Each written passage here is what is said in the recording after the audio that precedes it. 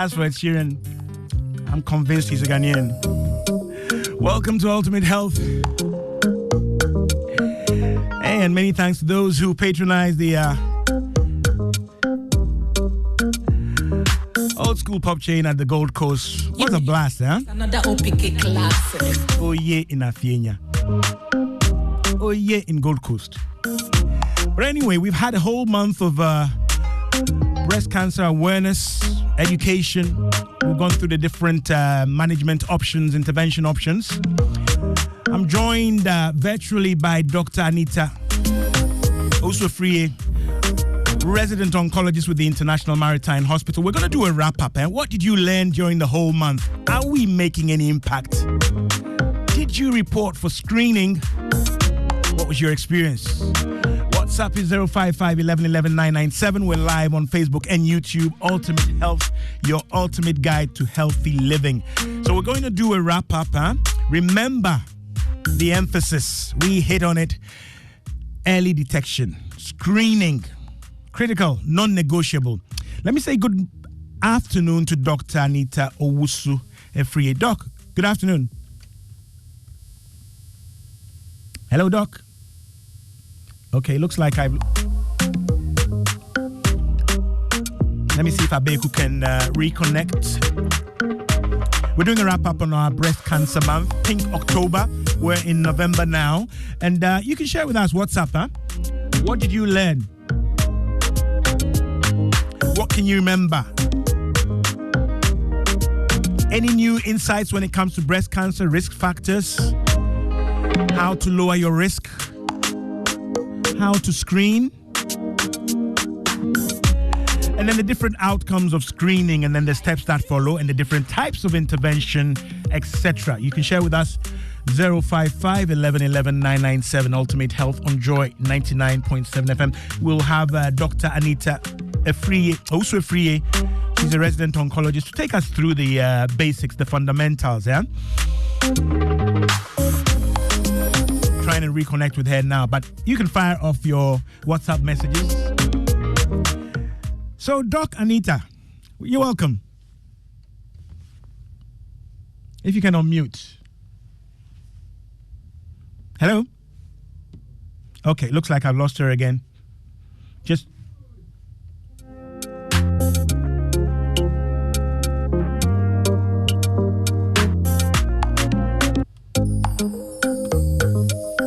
Yeah, let me swing back to my WhatsApp and see if she's not on yet. Let me see what's in my box.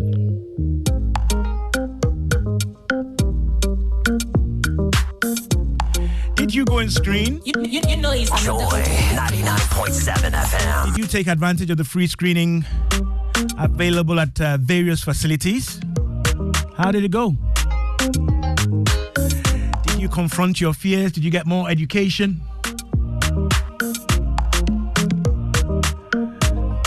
Okay, on WhatsApp, this one says... let me just see what I have on WhatsApp.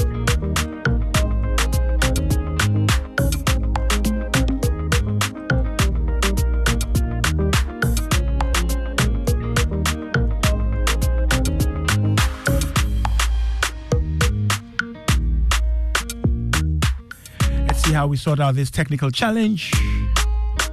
Get our doctor, our oncologist back online. So I want to know from you, my listeners, did you screen at all? Did you follow up on all the education, the awareness? Or was it stubborn academy as usual?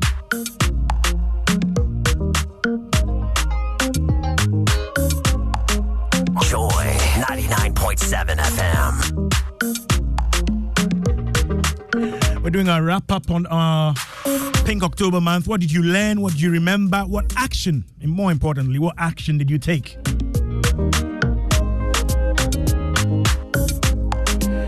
If you want to call us, 030-221-6541. 030-221-6541. Let's see what your feedback is, especially, particularly, if you went forward for screening. like, seriously? Joy 99.7 FM.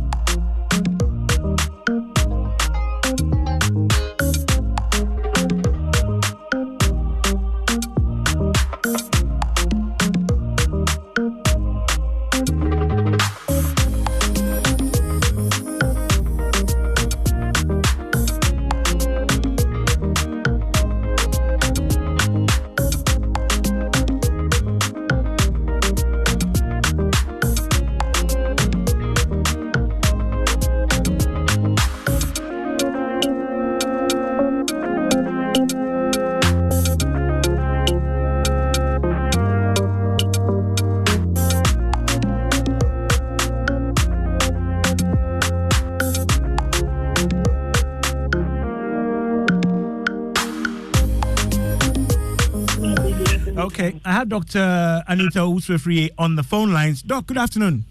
Good afternoon. Right, you're battling with the connection, yeah? Sorry. Right, how are you doing? I'm good, yourself. We're well, we're fine. We've done a concentrated, intensive month of breast cancer awareness, education, and so on and so forth. I wanted to find out from you, from the facility end, from a specialist provider perspective, how has the month of October, the pink month, been for you at IMA? Okay, so IMA has been good. The attendance has been great for the month of October, to the extent that we had to open the pink October and extend it to the first week in November. So we ended it officially yesterday. Wow, so the attendance has been great so far. We had a good response. When you say attendance has been great, one of my key indicators, what kind of, just roughly, I know you're now preparing and cleaning your data for the month, but what kind of numbers, what's the profile age-wise of typically, I mean, I'm sure it's typically or primarily women. What can you say about the people you were seeing? Okay, so we were getting over, I think I was talking to the gentleman in the data. Yes. What saying? Last year we got about 1,000 over, and it looks like it's still more this year. Yeah. You're breaking a bit, but last year you had about 1,000 and over women responding in the month of October, and this year it's a bit more than that. Yes. Okay. And what can you give us a profile, maybe a rough profile? Are you seeing younger women? Are you seeing typically the same age ranges and so on? For the profile, it will be a bit difficult because the data hasn't been put together. But for personally, most of the people I was seeing coming back to their mammogram report were mostly people 40 and over. Right. 40 and over. Okay. And these are people who had gone through screening and had done the mammogram as well? Yes. Okay. Is this any different, just from your experience and perspective again, from what you'd seen in previous years? Okay, so usually it gets to a point people have something with the mammogram, then you ask them to follow up with the doctor, but sometimes some don't report immediately. But I think for what I observed, most of them were able to wait for a doctor to go through the report with them, the necessary follow-up and discuss with them. Okay. Right. Folks, if you've just joined us, 60 minutes past the hour of 2, the program is Ultimate Health on Joy 99.7 Joy FM. 99.7 FM. We're doing a wrap-up of our Pink October month. We did an intensive, concentrated month of breast cancer awareness and education in strong partnership with the International Maritime Hospital. I have Dr. Anita Owusu Afriyie. She's a resident oncologist with the IMA Hospital. We're just looking at the response. And I want from you, my listeners, share with me on WhatsApp 055 11 11 997, or when you call us when I activate the phone lines. Did you actually take advantage of the free screening and other things and packages offered by various medical facilities? Did you get yourself checked? What was your experience? Did you manage to confront some of your fears, dispel some of the myths? And what's been your experience? You can share with us on WhatsApp 055 11 11 997. And when you do call us, we're live on Facebook and YouTube as well. I'm going through some of the basics with Dr. Owusu Afriyie. So, Doc, we had women responding, at least with specific regard to IMA, and many of them followed up. Typically, women tend to default or not adhere or comply when there's something found in their screening and they're asked to do further investigations. You're suggesting that this year there was perhaps some slight improvement on follow-up? Observation, what happens is they'll be given a program that will just after then they should some report. Although okay, it looks like we're losing you, Doc. So I'm going to ask Abiyaku to reconnect. Listeners, we're trying to get feedback and reconnect with Dr. Owusu Afriyie. We're getting some indication that the numbers of women responding to our intensive breast cancer education and awareness are quite positive and positive or probably higher than what we saw last year. And we're going through some of the basics, and I want you to share with me by WhatsApp or on the phone lines if you were able to take advantage of the various packages and products available across the country at different health facilities. Yes, Doc, are you back? yes, please. Okay, so I was talking about default and then you were responding. Yeah. So I was saying that most of the times after the scan and the mammogram, what happens is you see them coming back later, showing up with reports that, oh, I came for screening, this was the mammogram, I just wanted to look at it. But this time around, people were willing to wait. Can you wait for the doctor to go through the report with you? And they are willing to wait. Yes. Okay, that sounds good. So we got a kind of a good response, and we'll be looking forward to the actual cleaned up data.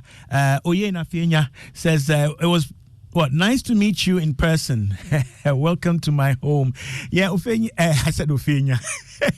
Oye, hey, you were jamming yesterday, all in the interest of breast cancer and raising funds, right? That was great. Great to see you. I would love to know if you did screen as well in response to our education. So, Doc, coming back, we learned a lot of stuff over the months. We engaged with each of you, radiologists, radiotherapists, surgeon, and then, of course, you, the oncologist. But we did do a bit of stuff on risk factors, and you educated us on those that were modifiable and those that were not modifiable. Can we just quickly go over that for breast cancer, risk factors? Okay, all right. So, just a quick one. I spoke about the fact that some of the risk factors, as you mentioned, are not modifiable. You can't do anything about them by default. You have it. Then we have those that you can do something about. So those ones are the modifiable risk factors. So when we talk about the non-modifiable, we have our age. So first, you have an advanced age. You are growing. You can't do anything about it. So first, you are also a woman. So, breast cancer happens in both women, but it's more common in women. That's right. So far as you are a woman, you also have the non-modifiable risk. Then we have early menarche. So menarche is your first menstruation. So if you are menstruating less than 10 years, or if your menopause is at 55 years, then that's a risk, a non-modifiable one. Okay. Reason being that the breast cells are constantly exposed to the hormone called estrogen. Then we have those that have the genetic mutation, which unfortunately in Ghana, only few places run those tests. So we have those tests, BRCA1 and BRCA2 genetic mutation. Okay. So that one also puts you at risk. Right. Then with the modifiable ones, we have increased alcohol intake. We have history of combined oral contraceptives. So people who mostly are always taking oral contraceptives, combined oral contraceptives, the breast cells are constantly exposed to estrogen. Then we have nulliparous women who have never given birth before, and those who also give birth at a late greater than 55 years. Okay. All those things also put you at a reason being that the hormone estrogen, the breast cells are constantly exposed to the hormone estrogen. Then we have those that they've never breastfed their children. So ideally, you should breastfeed for a year or over. It gives protection as well. So those who don't breastfeed their children, so put you at risk. Yes. Okay. So these are the common ones. Right. So if you haven't given birth or you give birth late, that's one. If you start your menses early, that you have an early menarche, your first period, that's another marker. If you have your menopause late, that's another marker. Alcohol use, weight or obesity, and many other modifiable risk factors. Your age, your genetic makeup, and so on and so forth are not modifiable. The fact that you're a woman, even though it does occur in men, very rare, but it does occur in men. So the fact that you're a woman also heightens your risk. Doc, can we quickly talk about some quick signs and symptoms, and then we'll go into a bit more detail? All right. So usually, as we went through Pink October, most of the people were having lumps, which they didn't know. So you feel a lump in your breast. Others will have the skin changing. So we have the dim plane of the skin, looking like that of an orange peel, which we mostly call the podorant. Then others will come with some reddening around the nipple or flaking skin around the nipple. Some too will come with nipple retraction. So their nipples are mostly sticking out. Then suddenly they see that the nipple is pulling it. It's not normal.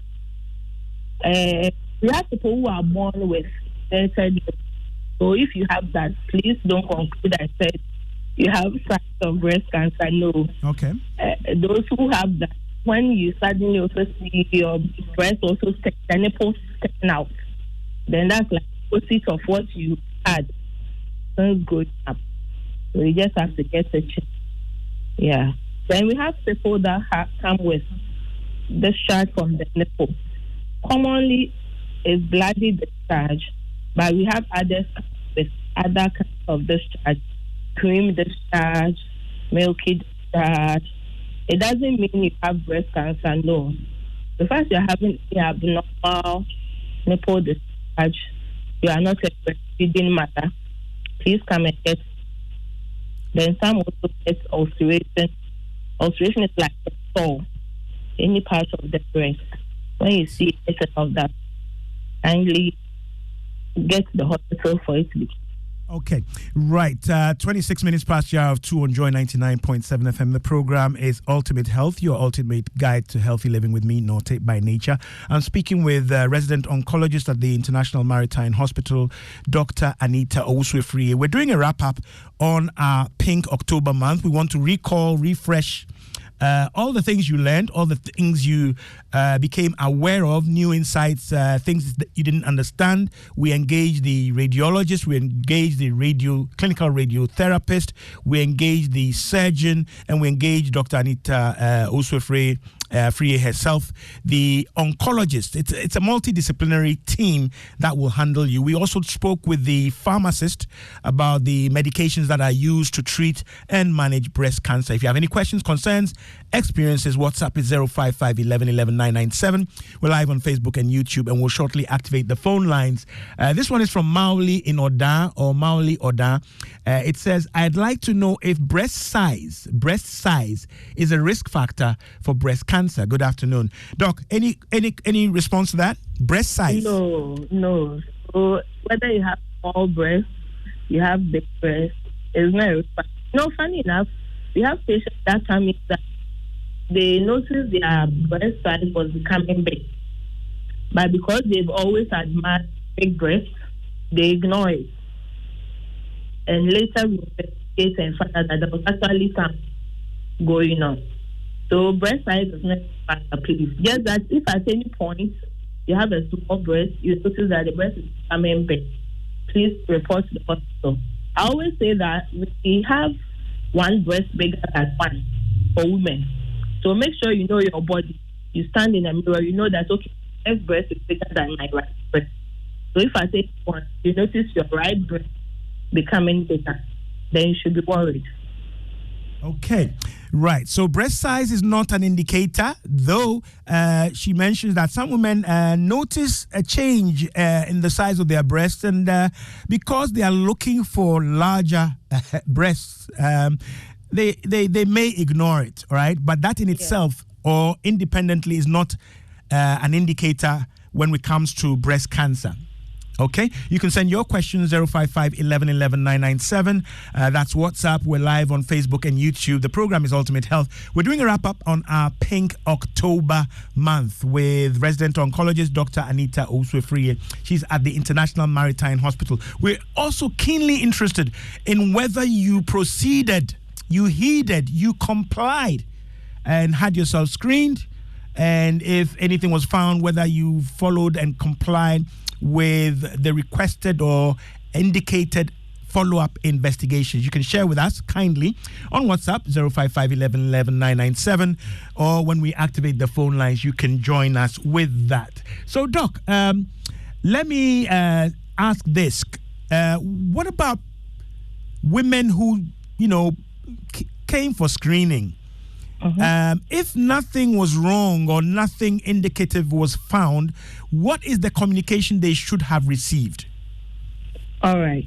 So if you come with your ultrasound report or the mammogram report and there's actually nothing, they are benign change or they are not. So benign means non-cancerous issues in the breast. So we give you a year follow-up. But if there was something, then it's recommendation. So sometimes you will need 6 months follow-up. Other times, a biopsy has to be taken immediately. Okay.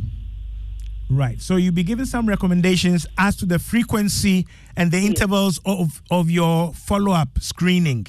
Exactly. Right? Something may have been found, but it may have been determined to be non-cancerous. Exactly. And this should be given in clear, unambiguous communication to the patient, to the woman or the man, right? Yes.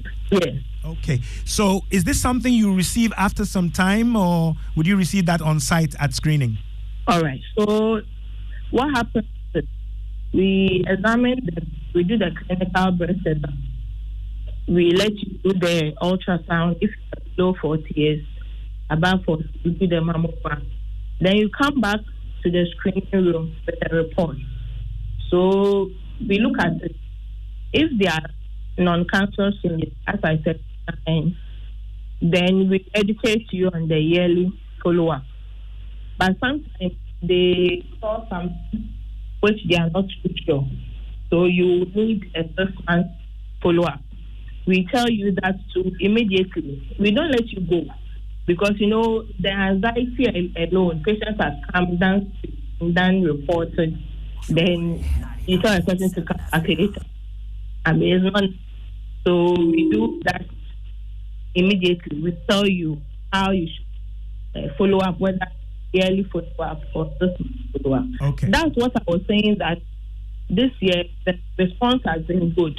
People, we tell them to wait to see the doctor about the reports. Like they sat down and waited. At that time, if someone just leaving, then they'll come showing up a report.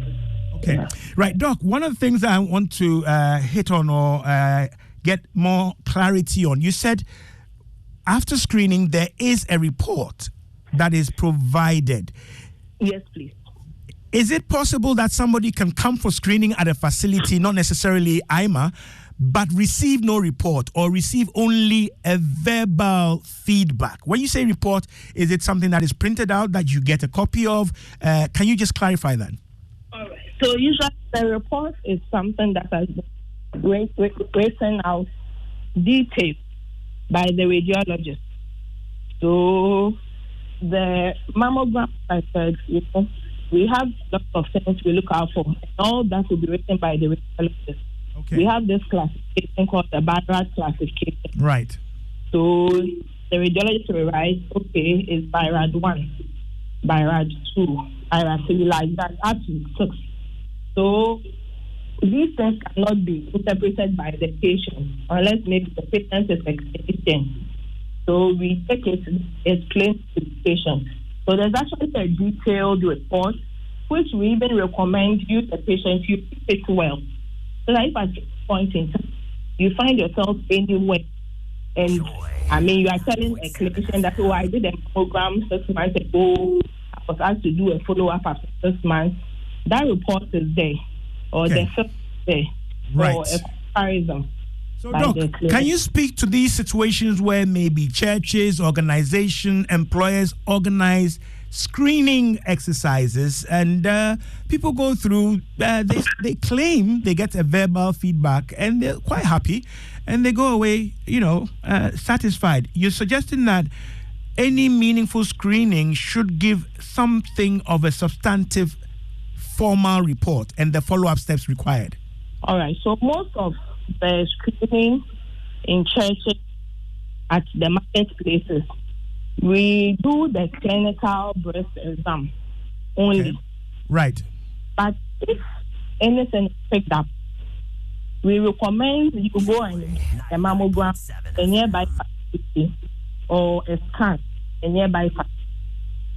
Just that, unfortunately, the places, there's no active follow-up. Although you tell the person will choose whether go or not. So you have not challenge with those places. So you hear someone tell you that I did screening last year and they told me everything was fine. Right. Mostly you probe further and you realize that the person was even asked to do a follow-up scan or mammogram and the person didn't do it. So we don't just rely on the verbal one. Just often because it's outside in the market, the church, the scan and mammogram be done, but we always suggest to go to a hospital for it to be done, especially if we picked up something that we are not sure. Okay. Right, great stuff. 35 minutes past the hour of 2 on Joy 99.7 FM, Ultimate Health, your ultimate guide to healthy living. We're doing a wrap-up, a mop-up of the Pink October intensive, aggressive, concentrated education we did on breast cancer. We want you, we want you to share with us your experiences. Did you go for screening? Did you follow up? What was your experience? Any questions you have? Still outstanding. We want to be able to address them and answer them with the kind courtesy and input of Dr. Anita Afriyie of the International Maritime Hospital. This one says, good afternoon, Norte. Please, is it true that exposure to the mammogram leads to or can cause breast cancer? This is Senam in Lashibi. Doc, hang on to that. Let me read a couple more. I did see Dede typing. Good. She says, the mammogram is kind of painful. Therefore, most women kind of shy away. Is there a better way of making it less painful or more comfortable? This is Dede in Maryland. Dede, you're welcome. Thanks for bearing with our technical challenges. So, Doc, the first one is a concern that the mammogram itself may cause breast cancer. This is from Senam. And then Dede in Maryland shares and asks, is there any better imaging technique than the mammogram, which is less painful, or should I say more comfortable? All right. So the mammogram is X-ray radiation, but there's a limit. There's little exposure. It's not an exposure that is going to put you at risk of causing cancer. No. Okay. We have very high doses of radiation that are there. Other things that give a lot of radiation, but mammogram is not. So the mammogram is safe. The mammogram cannot cause breast cancer. Is that what you're saying? Right. No. Okay. And then yeah, go ahead. The second question. So I think in my discussion with Joy during the 10th of October, I kept stressing on the fact that the mammogram should be done ideally 7 days after menses, because around that time the breast is less painful, less lumpy, and we try to examine it. So I would also increase the day to check the time she does the mammogram. Okay. Exactly. Look at for the appropriate time, because if around the menstrual period or before your menses, you go through something. Right. So the timing of the mammogram should be at least 7 days or more after. That's ideal. Ideal. Yes. Okay. Is there any reason why a facility or should I say a radiologist or anybody else would conduct a mammogram on a woman who doesn't meet these criteria? So unless there are patients that come in, they tell you they're having a bloody discharge, and looking at the time of their cycle, 7 days will be like maybe 2 weeks away. Okay. You expect such a woman to go and sleep over it for 2 weeks. So instances like that, we suggest you that we go ahead with the mammogram, which most patients are actually okay with it, just to calm their. Okay. Right. Phone lines active now, 030-221-6541, 030-221-6541. Ultimate Health on Joy 99.7 FM. We're trying to do a wrap-up on our Pink October Breast Cancer Awareness. Remember, I kept on emphasizing every year, annually, 4,000 plus Ghanaian women are diagnosed with breast cancer. Sadly, every year, again, annually, we lose about half of those women, right? We're emphasizing early detection so that the condition is picked up, if it's there at all, in its earliest stages where it's more manageable and more, should I say, amenable to effective treatment modalities, which we've discussed on this program. If you have any questions, concerns about any of the treatment modalities, we'll take them on today and deal with your experiences as well when you went for screening. I see some of you typing seriously there. Phone line is active now, 030-221-6541. Ultimate Health on Joy 99.7 FM. We're doing a breast cancer wrap-up. Right. So, Doc, that tells us what happens if there's nothing wrong. You'll be giving some recommendations for follow-up and an indication of the intervals at which you should be screened.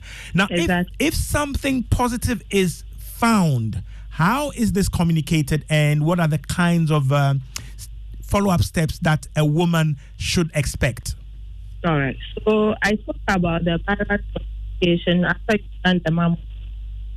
So if you are getting something like Barrett 4, it's highly suspicious of malignancy. Malignancy is cancer. So what we do is we tell you about what was found from the report and the need for the biopsy. It's not all the time that it will come out as cancer. Okay. But immediately that suggestion is made by the radiologist.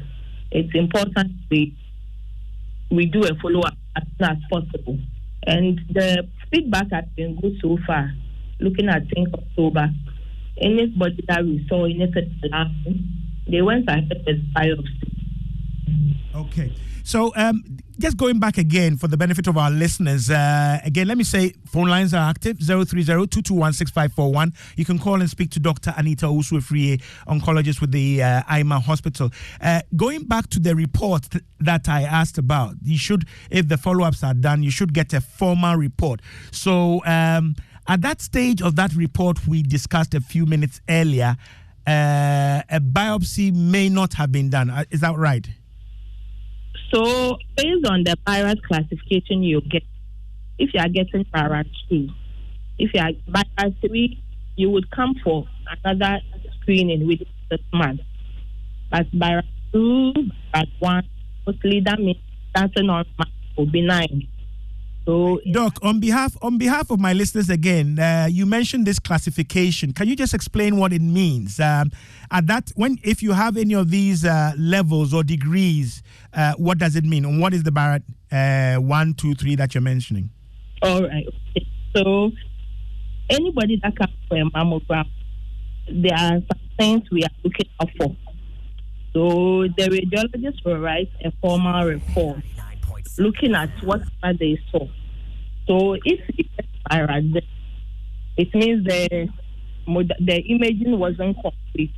So most of the time, they will let you blow up with an ultra. Okay. Then if it's viral, you indicated that is what? Viral 0. 1. You started with 0, or? Yes. 0 means the imaging wasn't complete. Okay. So you need something to follow up with it, just to conclude on whatever is going. So mostly we do a follow-up ultrasound after you've done the mammogram, just to get whatever is good. Okay. So then if it's higher than the 0, if you get into the ranges of 1 and 2, then... so with 1, it's negative. They didn't see anything at all.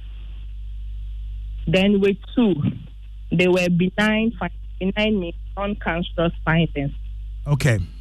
So that one too, we let you come for your annual follow-up. Then 3 is probably benign. So we are not sure. So that's when we tell you to come for another screening 6 months. Okay. Right. So then 4. Okay. So 4 is highly suspicious of malignancy. So most of the time, when I get 4, a biopsy has to be done.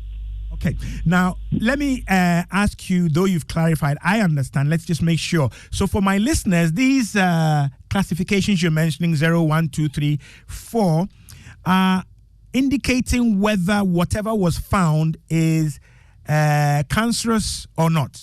Am I right? Exactly. Okay. So they are not indicating stages of cancer. No, please. Right.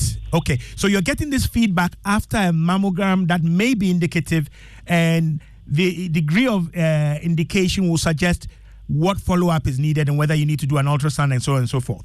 Exactly. Okay. So these numbers you are mentioning at this stage are not in direct reference to a diagnosis of cancer. No. Okay. All right, listeners, I'm doing the prosecution of the witness, Dr. Anita Owusu Afriyie. We're trying to make sure that we've left no stone unturned.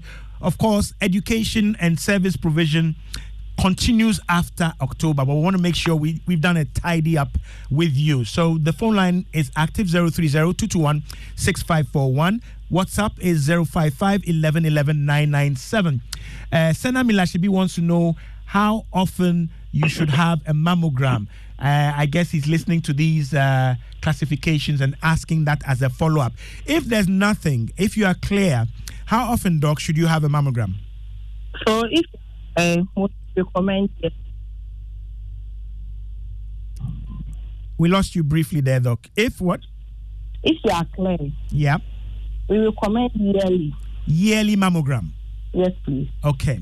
Right. Is that a universal recommendation?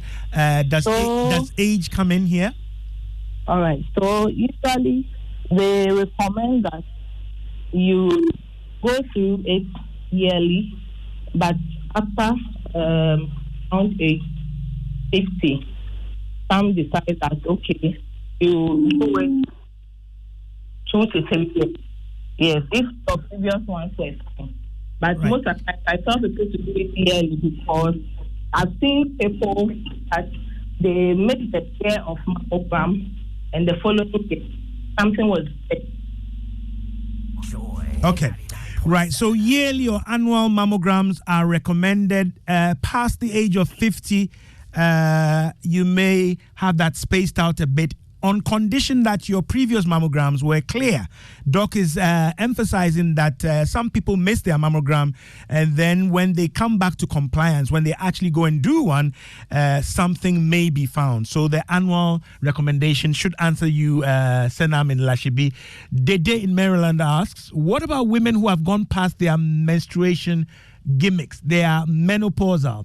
This is reference to the painful mammogram and your indication that it should be a week or so after your period. Therefore, what is the best time for menopausal women to do their mammogram? That's from Dede. Okay. So usually, because the breast is pressed against plate, there's the image. Okay. There's a little discomfort, but it shouldn't be too much painful. Yes. So if the day is really worried about the pain, usually people do MRI, but MRI is expensive, and the fact that you're even confined in something that people who are claustrophobic, they don't like us. Okay. Area. Right. So MRI is there, but most of the time we are looking at the cost and the claustrophobic part. So MRI too is there. Right. Great stuff. 48 minutes past the hour of 2. We're running out of time. Doc, for those who have conclusive diagnosis and have commenced treatments, are there any key things? For example, okay, I have received a conclusive diagnosis. What should I be asking my doctor? Are there key things that you would recommend a woman who has had a conclusive diagnosis? Of course, some education would have been given alongside the confirmed diagnosis. But what questions should I be asking my doctor or my team? So when you say conclusive diagnosis, like you've concluded a person has a cancer, right, or doesn't have cancer, is that it? Yes, I'm dealing with those who have the cancer. All right. Yes, right. So usually, immediately that confirmation comes, the next step will start your management with you. Okay. So with the management, it's, as I said, multidisciplinary. So the surgeon is involved, the oncologist is involved, the pharmacist is involved. We have the psychologist, the dietitian. So we let you, based on the of it, if you have the surgeon, we discuss that with, if the oncologist has to give you some medication, the chemotherapy, just to reduce the size of it before you go to the surgery. We discuss that with you as well. But anytime we see that you are not handling it well, we involve the psychologist before we go ahead with everything. Right. Doc, am I allowed to request, let's say, a second opinion? Okay, you've done your business, you've got a diagnosis. As a patient, as the woman who's been so diagnosed, is it okay to opt for a second opinion? Yes, please. We have friends who come to our facility later. They want to you are allowed that even if you want time for yourself to decide when you want to start the treatment, we allow patients to go through. Okay. So second opinion is allowed. Right. Okay. And if I'm preparing myself for any of the treatment modalities, are there anything I need to do as I prepare to commence treatment? So usually, if we are going with the surgery will start with you based on the state, whether you prefer a breast conservation surgery to be done or you benefit from mastectomy, that removal of the total removal of the breast. Okay. So the surgeon have that discussion. But in case you have to get chemotherapy before, for that one, have some investigations to do. So we check your kidneys, we check your liver, we check your blood flow and other parameters in the blood. Then we also even do a chest X-ray and an abdominal scan, just to make sure the cancer hasn't gone to other organs like your liver or your lung. Then if everything seems to be clear, then we start based on the type of the chemo we are giving you. Some of them will have to even check the state of your heart before we go ahead and start chemotherapy. Okay. Right. So I will be giving information about all these different modalities and the requirements, especially on my part as a patient. Exactly. Right. Now, when it comes to the cost of these treatments, right, we've talked about the treatments and how they work or what they are supposed to do. You've told us that sometimes we're doing chemo with the strict objective to reduce the size of the growth or the tumor, etc., etc. All these are explained. But when it comes to payment for treatment, how is this handled? Are you just giving in quotes, let me just use the word invoice, and you're supposed to cough up the money and then we start? How is it done? Is there any flexibility in there? All right. So some of the chemotherapy are covered by national health. Okay.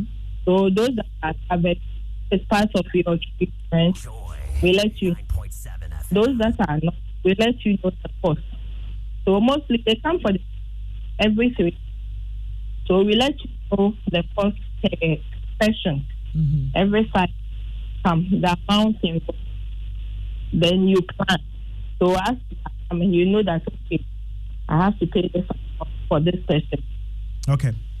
Some patients would prefer a total of everything just to have a fair idea the amount they are going to spend if they are going to have a 4 cycle or 6 cycle. But mostly I tell patients just break it down. Know that, okay, when you are coming to bring this money.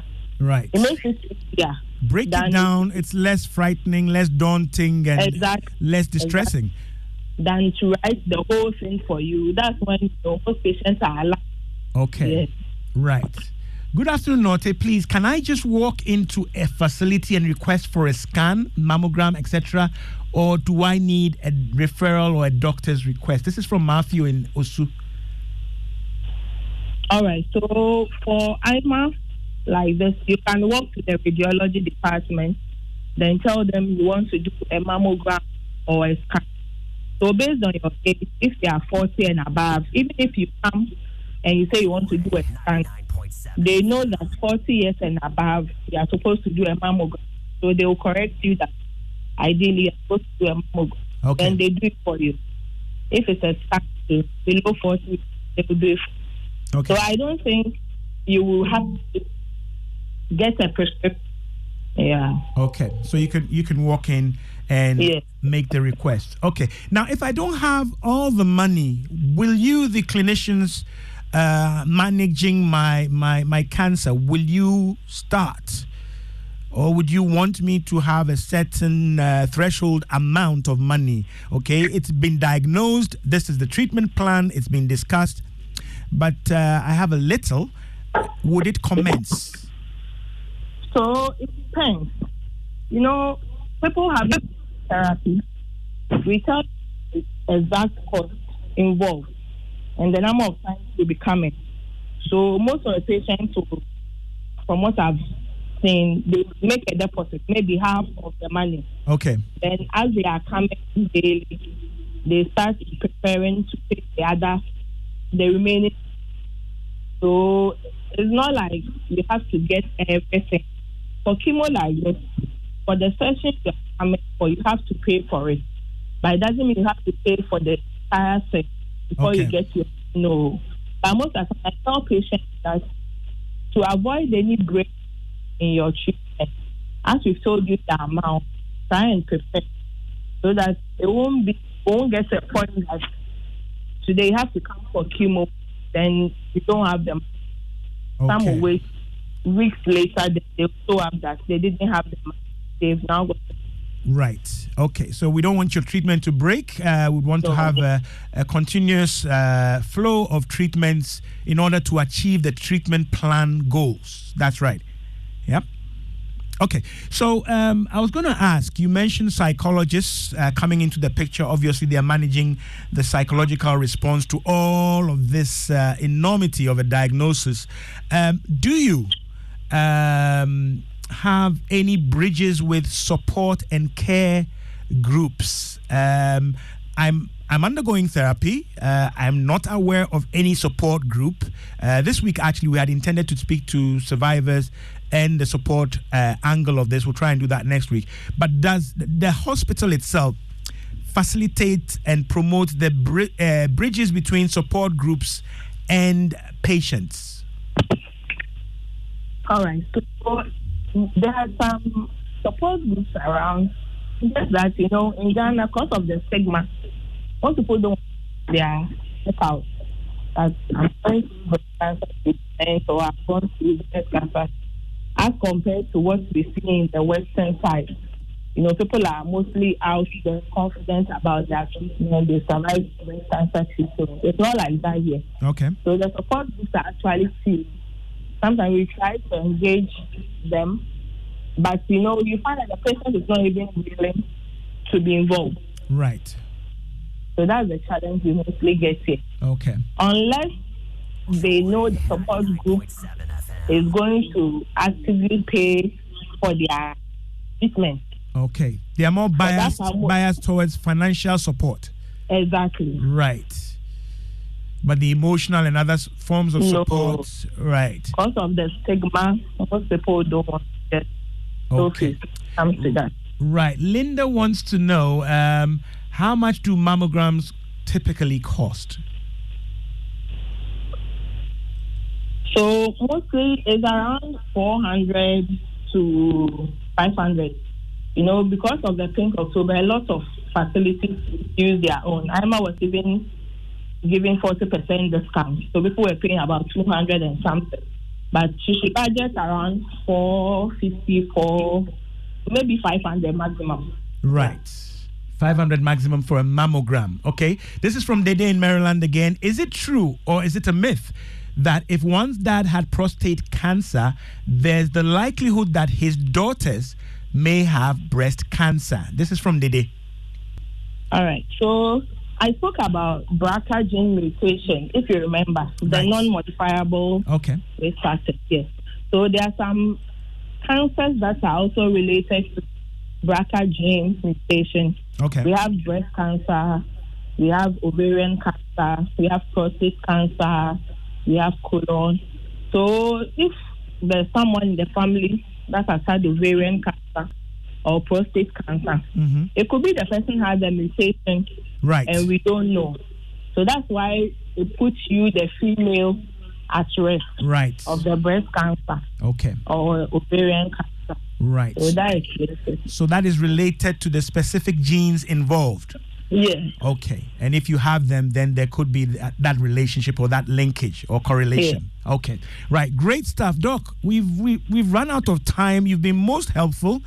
I want to cautiously assume that we've cleaned the slate and done, should I say, the best education we could have done for the month of October, but we will not hesitate to pull you out of your Sunday slumber, so to speak, with the permission of your husband and your facility, of course. We're most grateful for this education, and we'll look forward to sharing some snippets of the data that seems to indicate a positive response